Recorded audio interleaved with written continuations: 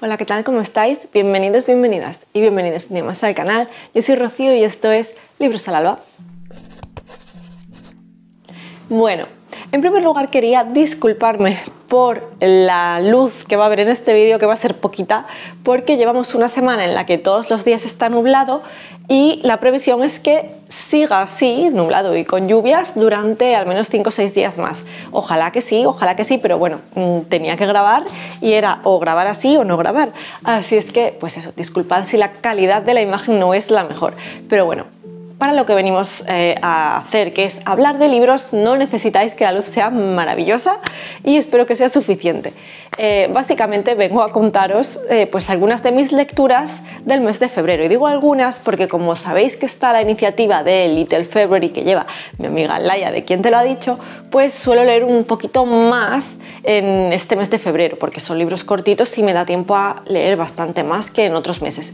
Tengo que decir que este año es el que menos libros he leído en esta iniciativa, porque otros años he leído entre 15 y 20 libros y este año han sido como 14 o una cosa así, ¿no? Pero, o sea, aún así es que han sido bastantes, ¿no? Pero he tenido muchas actividades, he estado la primera mitad del mes también un poquito malita y tal, nuevas iniciativas, proyectos que se han ido desarrollando, entonces he leído algo menos, pero aún así es que he leído muchísimo. Entonces igualmente voy a hacer una división entre los libros que entran dentro de la iniciativa de Little February y los libros que no entraban dentro de la iniciativa. Esto ya lo he venido haciendo en varios años anteriores y ha funcionado bien. Así es que para no hacer el vídeo demasiado largo, que sabéis que me enrollo mucho, pues lo vamos a hacer así. Este es el resumen de las lecturas que hice en febrero relativas a Little February. Pero ya sabéis que antes os recuerdo de qué maneras podéis apoyar al canal. Soy súper pesada, lo siento, pero tengo que deciros que cualquier interacción que hagáis con este vídeo en las horas más cercanas a su subida harán que YouTube entienda que os gusta, que lo comparta, que le dé visibilidad y así pues sigamos creciendo poquito a poco. Y también recordaros que tenéis aquí debajo mis redes sociales, el enlace al grupo general del club de lectura de Una Fantasía de Club por si queréis uniros y el enlace a Patreon donde hay un montón de iniciativas, de actividades, club de cine, comparto también los relatos que escribo y además tenéis el nuevo club de lectura de narrativa generalista de literatura pie joven por si también pues queréis y podéis apoyar al canal de esta manera y además pues participar en un nuevo club. Y ahora ya sí, no me enrollo más y comenzamos. Y voy a comenzar hablando del primer libro que leí, que fue La Quinta Bruja de Angela Slatter, publicado por Duerme Vela. Y es el segundo libro que yo leía de esta autora. Me gustó más de Conjuros y otras penas y yo creo que es porque conecté más con su personaje principal, que es Paciencia, ¿no? Más que con Kit, que es la de este libro de La Quinta Bruja. Aún así, la ambientación es maravillosa porque nos centramos en la época en la que Jack el Destripador estaba pues muy en activo, ¿no? Y vamos viendo un poco pues un grupo de policías que están investigando para intentar resolver el caso, ¿no?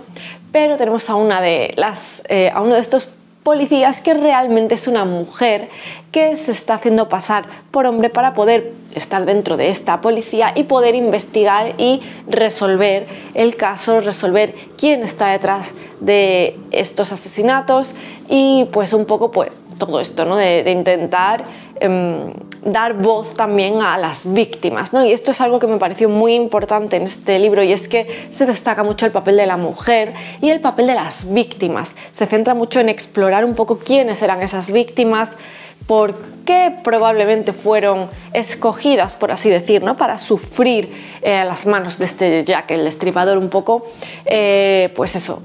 Le damos esa visibilidad a todos estos bajos fondos de Londres, a las prostitutas que eran víctimas y un poco además se le otorga cierto poder, ya no el poder que adquiere por ejemplo nuestra protagonista, que es una mujer que debe hacerse pasar por hombre si quiere investigar, ¿no? Y entonces eso le otorga ese poder, el hacerse pasar por hombre, sino también un poco ese halo de sobrenatural que se le da a las protagonistas porque se las relaciona de alguna forma con cierto poder y con cierto ámbito brujeril, ¿no?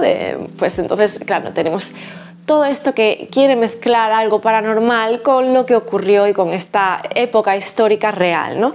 Es muy interesante, es muy divertido, como digo, pero me ha faltado conectar con la protagonista, con su voz y no sé, he tenido, a pesar de que me parecía una protagonista muy valiente, muy...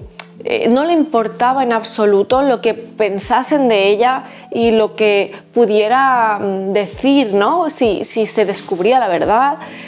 Solo quería ser capaz de ayudar, de esclarecer, de arrojar luz sobre estos casos y, por supuesto, de dar la importancia que tenía a cada una de esas mujeres, ¿no? que fueron víctimas o que podían llegar a serlo, ¿no?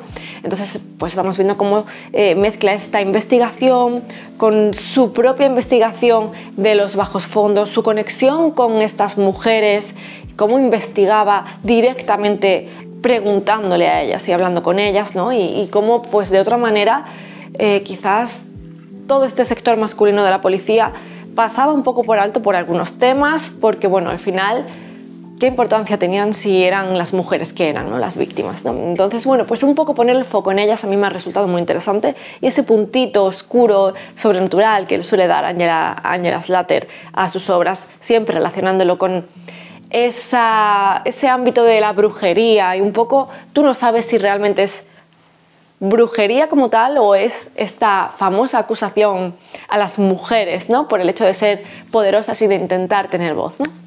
Muy interesante en ese sentido, ¿no?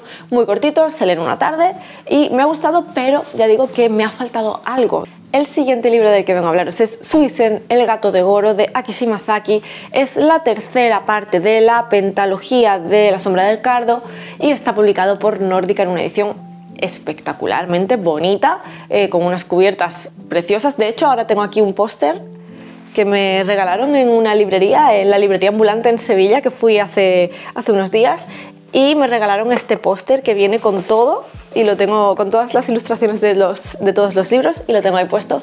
Es precioso. Bueno, no me enrollo más. Básicamente tengo que decir que este libro me ha gustado muchísimo, pero muchísimo, y aún así, fijaos qué contradicción con respecto al otro libro que decía que me ha faltado la empatía con la protagonista. Aquí he despreciado al protagonista principal porque es que de hecho es un ser despreciable, egoísta, egocéntrica, bueno, hasta el punto de eso, Suisen significa narciso, imaginaos, pues ese es el simbolismo respecto a la personalidad de nuestro protagonista, este personaje tan narcisista, tan carente de autocrítica, con una incapacidad para ver la realidad, se quiere engañar a sí mismo constantemente. Quiero pensar, ¿no? que lo hace de manera consciente, que se engaña a sí mismo, porque desde luego es un ser muy despreciable por cómo se comporta respecto a los demás, ¿no? Y cómo trata al resto del universo, porque él es el centro, él es el sol, ¿no? Entonces, bueno, pues aquí básicamente es esa historia tan intimista, ¿no? En la que la historia casi da igual, ¿no? Porque no hay, es la vida, es el personaje y ese diálogo que tienes con él y esa manera de demostrar pues cómo es y cómo se va dando cuenta de las cosas es lo interesante de este libro, ¿no? Esa cotidianidad, ese día a día, ¿no? Y esto es lo que hace muy bien aquí Shimazaki, que es demostrar un poco pues cómo es esta sociedad japonesa, cómo de contenidos son, cómo de importante es la apariencia y lo que piensen de ti, ¿no? Y esto es llevado a su máximo exponente en el personaje de Goro, del protagonista de este libro. Ya digo, es una persona que pues tiene cierto poder, está dentro de una empresa y le va pues ciertamente bastante bien. Es una empresa que ha heredado de su padre y bueno, pues va codo con su madrastra, la segunda mujer de su padre, y su hermanastra, ¿no? Y tiene una vida en la que, pues eso, la posición que tiene, la apariencia que da es lo más importante para él. Da igual quién quede por el camino, a quién esté despreciando, a quién esté tratando mal, a su propia familia, a su mujer, un poco sus hijos, ¿no? Y incluso ese poder que él pretende ejercer sobre sus propios hijos porque espera que sean pues lo que él quiere, ¿no? Él quiere que sus hijos se dediquen a la empresa o que sobre todo su hijo, ¿no? Que se dedique a la empresa y que sea una persona pues respetable, ¿no? Dentro de los círculos de su negocio, que tenga cierto estatus y cierta posición social. y no tiene en cuenta los deseos de su hijo, ¿no? Pues igual con todo, su mujer tiene lo que él dice que es una relación estupenda con su mujer, que es que casi no hablan, casi no se ven, la mujer se va al campo de vez en cuando y allí se queda en la casa, la casa que tienen pues digamos más alejada de la ciudad, y a él le importa muy poco no tener trato con ella, no tener intimidad con ella, no charlar, no tener en cuenta lo que ella necesita, sus emociones. A él le va bien pensando que tiene su matrimonio perfecto con su mujer por un lado y sus dinámicas en círculos y negocios de alterne, ¿no? Porque esto es una de las cosas que más me sorprende a mí siempre de la sociedad japonesa que se ve retratada en estos libros, y es cómo de aceptado y de tolerado está el hecho de que tengan pues relaciones fuera del matrimonio, ¿no? Y que parece que todo el mundo lo sabe, es un secreto a voces, algo de lo que nadie habla o nadie confirma o nadie expone muy abiertamente, pero que todo el mundo sabe qué pasa, ¿no? Entonces es como, para mí es difícil, ¿no? de aceptar, y de aceptar quiero decir a lo largo de la lectura, y ver cómo los personajes pues son como una balsa de aceite prácticamente, ¿no? Es extraño cuando soy yo una persona tan visceral. Entonces es muy, muy extraño meterte en esta historia, en esta sociedad, y vamos viendo un poco pues eso, cómo él se cree en ese universo de lujo y de éxito, y ver que realmente lo que está pasando a su alrededor va a ir como, ¿sabéis estas cadenas, ¿no? En las que una ficha de dominó cae y cae todo lo demás? Pues algo así va a pasar con su vida, ¿no?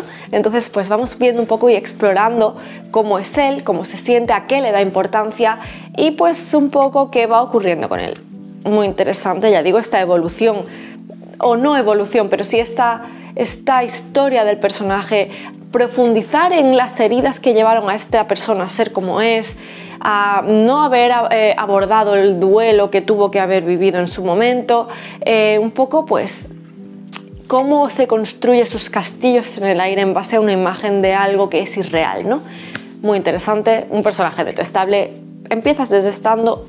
De hecho, ya lo vienes detestando desde hace 2 libros, si lo has leído por orden, porque sí que sale mencionado. Ya sabéis que esto es en la pentalogía, pues hay personajes que van apareciendo y desapareciendo en los diferentes libros y que se van comunicando entre sí. Así que pues tú ya sabías de qué pie cojeaba este personaje, y este libro ha sido muy esclarecedor también respecto a él y a lo que le espera en el futuro. Así que me ha gustado muchísimo.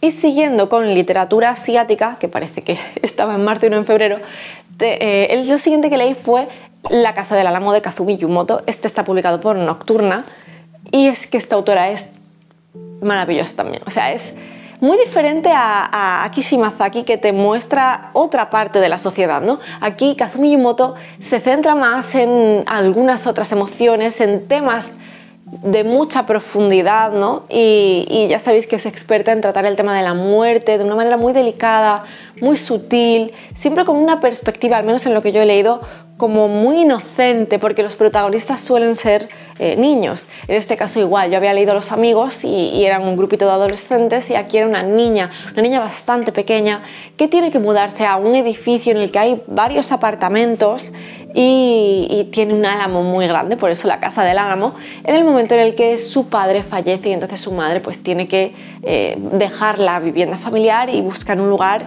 que pueda permitirse y pueda pagar. La casera de este piso es una señora muy mayor, y claro, pues al estar solas madre e hija, la niña tiene que pasar mucho tiempo con esta señora mayor, y vemos esa relación que se establece entre ellas, y vemos un poco cómo la niña va llevando esa pérdida, cómo no comprende lo que significa la muerte y qué supone para ella el que de repente de la noche a la mañana va a dejar de ver a su padre.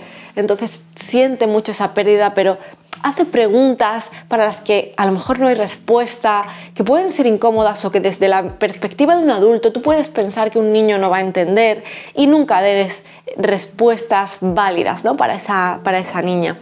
Entonces tenemos el papel de esta amistad con esta señora mayor, y cómo ella le dice que ella es la encargada de enviarles cartas a esas personas fallecidas. Entonces ella va haciendo como acopio de un montón de cartas que la gente deja para sus seres queridos que ya no están vivos y que cuando ella fallezca se las entregará, ¿no? Y esto pues es lo que sirve para que esta niña vaya sacando un poco ese duelo que lleva y vaya sacando sus emociones y vaya expresando qué siente. A veces siente rabia, a veces siente odio hacia su padre por ya no estar, también se enfada con su madre por no compartir con ella según qué cosas. Vamos viendo un poco esa evolución. Luego de repente le cuenta su día a día y va entrando un poco en paz con esa idea reconciliándose con esa idea de la pérdida. Vamos viendo un poco pues todo esto, ¿no? Pero siempre eso, desde ese punto de vista muy infantil. Todo esto además empieza porque ya vemos a una protagonista adulta que recibe una llamada de su madre y le dice que esta señora, la señora de la Casa del Álamo, ha fallecido. Entonces pues vamos viendo un poco ese viaje, ese retorno, porque ella quiere despedirse de esta mujer y ese reencontrarse con esa infancia, ¿no? Y con esas cartas y todo esto, ¿no? Entonces, bueno, pues vamos a ir viendo esa fase de duelo desde el punto de vista de la niña, desde el punto de vista de la relación con su madre, de esa temática y esos sentimientos tan grandes, tan profundos y a veces tan incapaces de expresar, ¿no? Que es pues eso, lo que es el duelo, el dolor, el sufrimiento, la muerte, la pérdida y un poco pues esa amistad naciente, esa hermandad entre los vecinos, ese apoyo entre ellos, no sé, ha sido una historia muy delicada, muy sensible, con ese punto de inocencia que lo hace como muy llevadero, ¿no? Porque es un tema muy complicado que quizás en otro tipo de lecturas duele tanto que es difícil completar la lectura o se hace arduo seguir adelante. En este caso no, en este caso te lo lees de una sentada porque es muy tierna la lectura, ¿no? Y te da pie a mucha reflexión personal y también te ayuda a saber cómo enfrentar estos temas con los más pequeños de casa. Así que una lectura que me ha gustado mucho y que pues me hace pensar que dónde está aquí el listón de esta autora, porque me da miedo continuar con ella. Los dos libros me han gustado y de hecho ha ido a más. Me gustó Los amigos y yo creo que La Casa del Álamo me ha gustado aún más. También es muy importante la descripción de los elementos, es súper sensorial. Ese álamo y el paso de las estaciones a través de él la vamos percibiendo también mucho. Ya sabéis, ese tipo de literatura japonesa en la que el ambiente, la ambientación es importante, todos los elementos son importantes y un poco pues el detalle a lo sensorial, ¿no? Y la verdad es que es muy bonito. Otra de las cosas que leí fue un relato súper cortito, no sé si tiene 60, 65 páginas, y es El ruletista de Mircea Cărtărescu, y este está publicado por Impedimenta. De hecho, creo que hay una reedición ahora y que va a volver a estar disponible así como con una nueva cubierta y tal.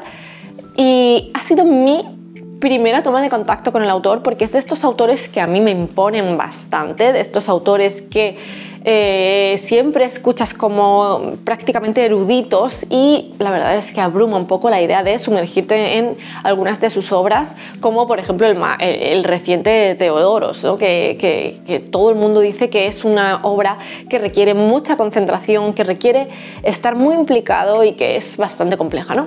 En este caso tengo que decir que a mí el estilo del autor me ha fascinado porque es muy poético, hace una construcción y utiliza una serie de figuras literarias que te enriquecen muchísimo el texto, pero luego la historia te transmite ansiedad, te transmite soledad, te transmite angustia, maravilloso. Y aquí lo que tenemos es una historia como dentro de otra, ¿no? Y no sabes en qué capa te encuentras. Tenemos a un autor que está escribiendo la historia de un personaje que dice que es un personaje imposible, ¿no? Que es este ruletista. En teoría es alguien a quien sí conoció, no sabemos exactamente qué representa cada cosa, ¿no? Pero el ruletista básicamente es una persona, bueno, os podéis imaginar, que juega a la ruleta rusa, es una persona que necesitaba prácticamente de dinero, ¿no? Podemos decir, es una persona pues, con escasos fondos y que vive en un entorno bajo y arriesga su vida utilizando una bala dentro de la ruleta del cargador de una pistola para jugarse la vida, como digo, disparando y pues viendo si tiene la suerte de que no se dispare la bala, ¿no? Entonces, pues vemos un poco también cómo funcionamos como sociedad, ese morbo que da, ¿no? Porque gana dinero a través de las apuestas de los que vienen a ver si realmente gana esa partida o no.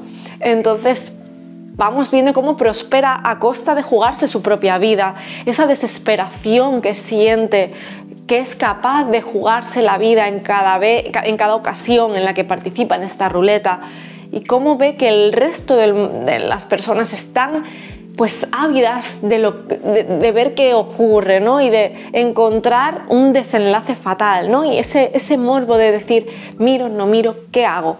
¿No? Y se está jugando la vida. Es una persona que además se va sintiendo cada vez más invencible, ¿no? Entonces, y como inmortal prácticamente, porque siempre se salva, siempre va ganando más dinero, va siendo una persona mucho más influyente, más conocida, y al final sus ruletas, ¿no? Sus partidas son cada vez más multitudinarias, y él va añadiendo complejidad y peligro, ¿no? Porque va añadiendo balas a esa ruleta. Bueno, pues muchas emociones juntas. Ya digo, y una historia dentro de otra, no sabes quién es el escritor, si realmente conocía, no conocía, si es el propio Mircea Cărtărescu contándote la historia de una historia.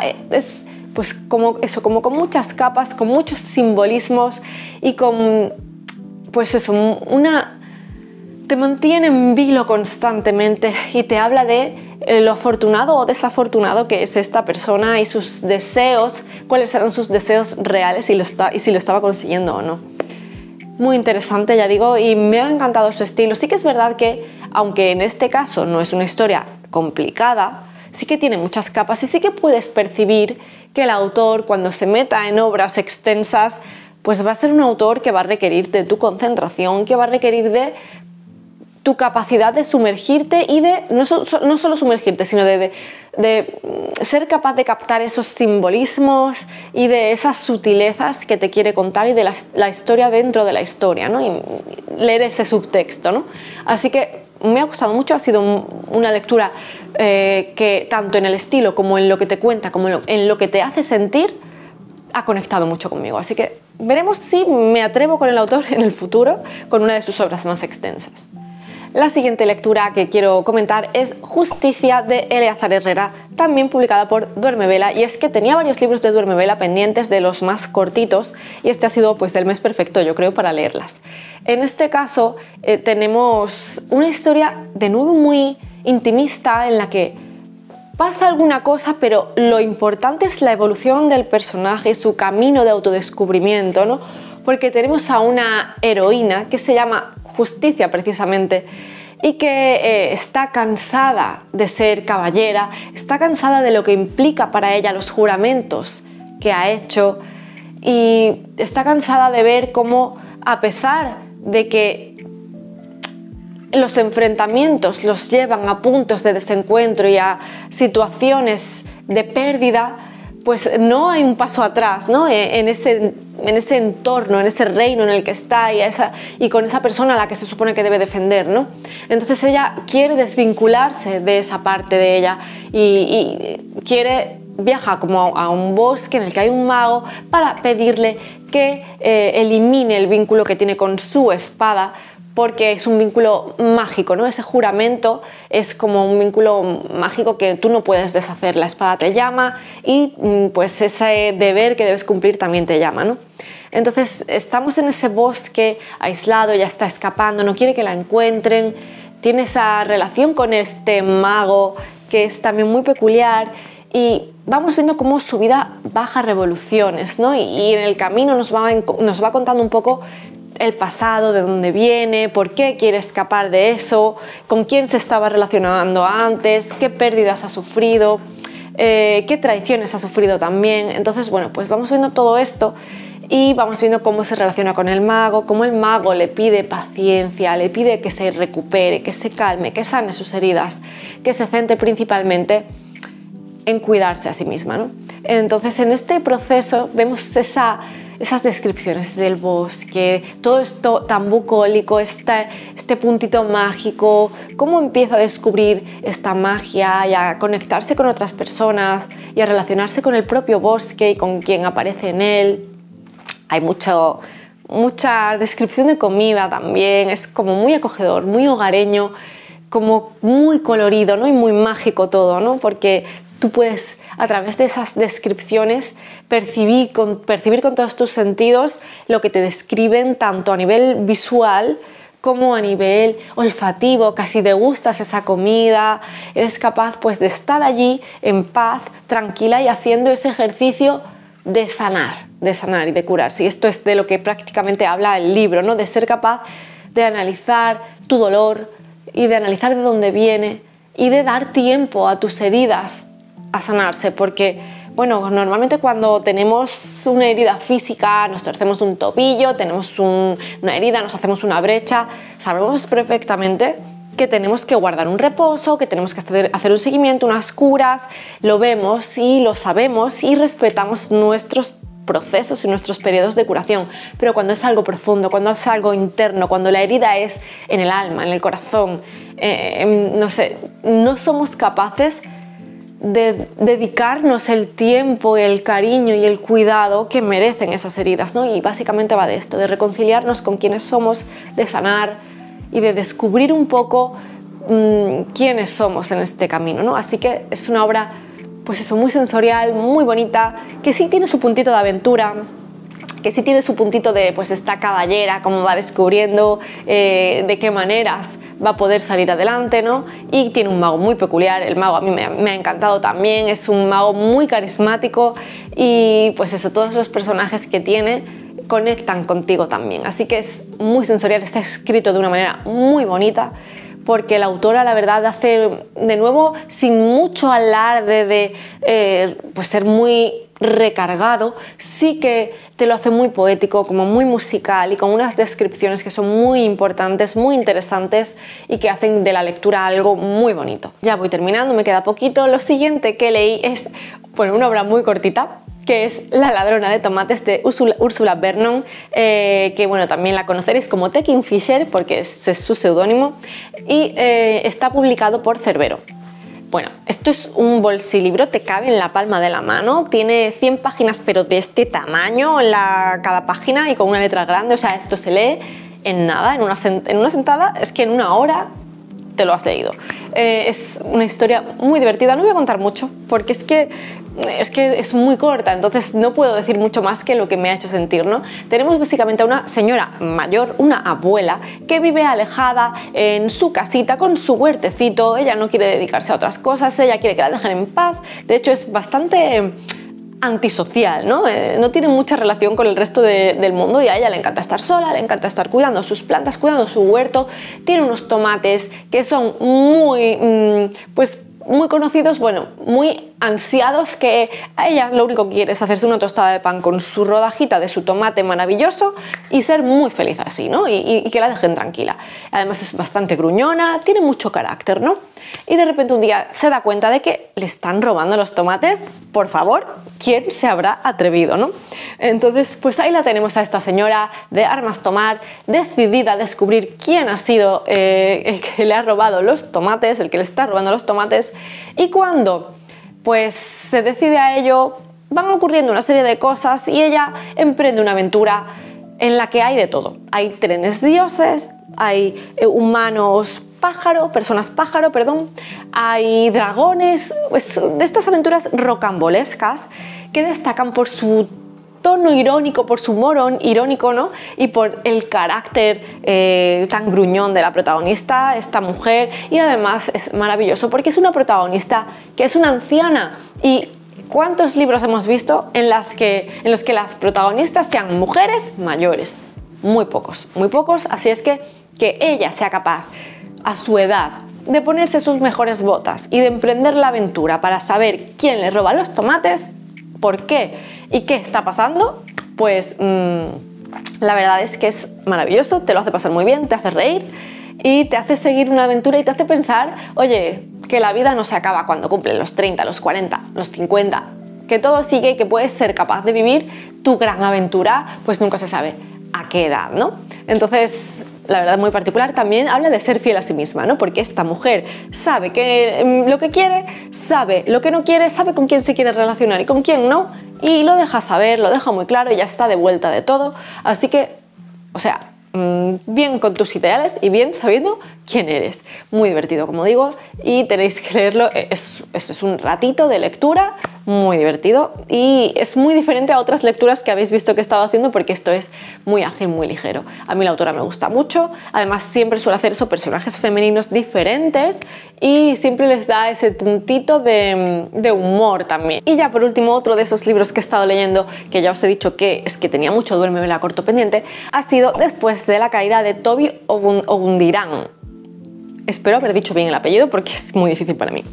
Aquí lo que tenemos es un poco una fantasía que puede parecer clásica porque estamos hablando del héroe, del elegido, del camino del héroe y todo esto, pero que lo interesante aquí es esta cultura que te quiere transmitir, ¿no? Esta cultura pues de dioses orisha, ¿no? Y un poco pues con esta mezcla de cultura africana y de todo esto, ¿no? Entonces la verdad es que es muy interesante. Tenemos a una chica que es, pues no sé si es dentro de una especie de templo, ¿no? Ella era una aprendiz y va viendo como una acólita, ¿no? Y va viendo cómo todos sus compañeros se van ordenando sacerdotes, ¿no? De este culto religioso a los orisha, y ella se queda atrás. Ella se siente pues perdida y abandonada por los orisha porque no se comunican con ella, ella no los escucha, no sabe qué está haciendo mal, y va en busca de respuestas, y en esta búsqueda de respuestas hace determinados rituales que la ponen en riesgo y que hacen que empiecen sus aventuras, ¿no? Entonces ella pues se va enterando a lo largo de la novela, es una novela muy breve, se va enterando un poco de realmente qué hay detrás de este culto, realmente han sido sinceros con ella, qué papel juega ella dentro de toda esta religión, ¿no? Un poco porque como digo, eso, ella siente que está despreciada por esos dioses orisha porque no es capaz de comunicarse con ellos. Entonces, ¿qué es lo que pasa con ella? ¿Por qué? ¿Qué papel juega? Y por qué cuando ella necesita escapar para obtener respuestas parece que no puede hacerlo, ¿no?